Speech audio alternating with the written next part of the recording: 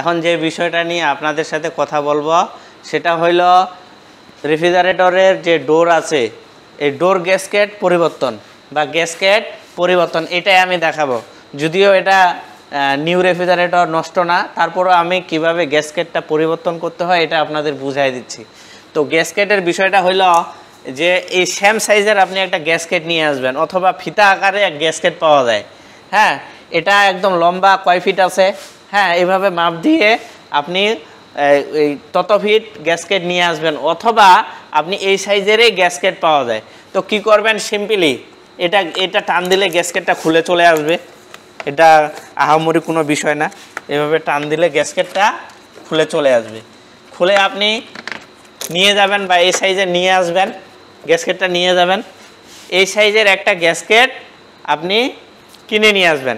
তো এই যে গ্যাসকেটটা আমি রেখে দিলাম, হ্যাঁ এই সেম সাইজের একটা গ্যাসকেট আমার কাছে এই পাশে আছে। এই গ্যাসকেটটা ধরেন আমি এখন লাগাবো। সিম্পলি আপনি শুধু এখানে লাগাই দিবেন। এই যে গ্যাসকেটটা এখানে ঘাট আছে, হ্যাঁ এখানে ঘাট আছে, এভাবে চাপে চাপে লাগাই দিবেন। একটু দূরে নেন, দূর থেকে দেখেন, হ্যাঁ এই যে গ্যাসকেটটা এভাবে লাগাই দিবেন। এই শেষ, এতটুকুই গ্যাসকেট পরিবর্তন। তো আপনার এই সাইজের যদি গ্যাসকেট না পান তাহলে লম্বা ফিতা আকারে গ্যাসকেট পাওয়া যায়। তো সেটা লাগাবেন কিভাবে, ধরেন আপনি এখানে লাগাইলেন, হ্যাঁ যদি ফিতা আকারে হয় যে লম্বা গ্যাসকেট, এভাবে যদি সাইজ না মিলে তাহলে আপনি এখানে কণা করে কাটবেন, কণা করে কাটবেন, কাটে এই পর্যন্ত আনে এখানে কোণ করে কাটবেন, আবার কোণ করে লাগায়া কোণ করে কেটে এই পর্যন্ত নিয়ে যায় আবার কোণ করে দিবেন, আবার এখান থেকে নিয়ে যায় এখানে কোণ করে কাটে দিবেন, আবার এখান থেকে কোণ করে কাটে এখানে লাগাই দিবেন। এভাবে গ্যাসকেটটা আপনি লাগাই দিতে পারবেন। তো এই হইল গ্যাসকেট পরিবর্তনের বিষয়। তো আপনারা নিজেরাই গ্যাসকেট পরিবর্তন করতে পারবেন, তাহলে আপনার রেফ্রিজারেটরে যে ঠান্ডা বা কুলিং লস হয় সেটা হবে না, অতিরিক্ত বরফ জমবে না, হ্যাঁ ভালো ফলাফল পাবেন বা নতুনের মতো ব্যবহার করতে পারবেন।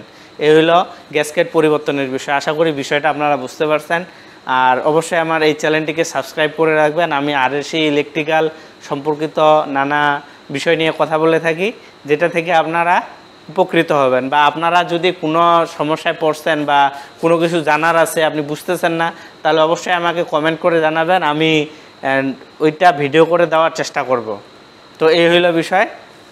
অবশ্যই চ্যানেলটি সাবস্ক্রাইব করে রাখবেন ও লাইক দিয়ে রাখবেন। তো থ্যাংক ইউ ফর ওয়াচিং।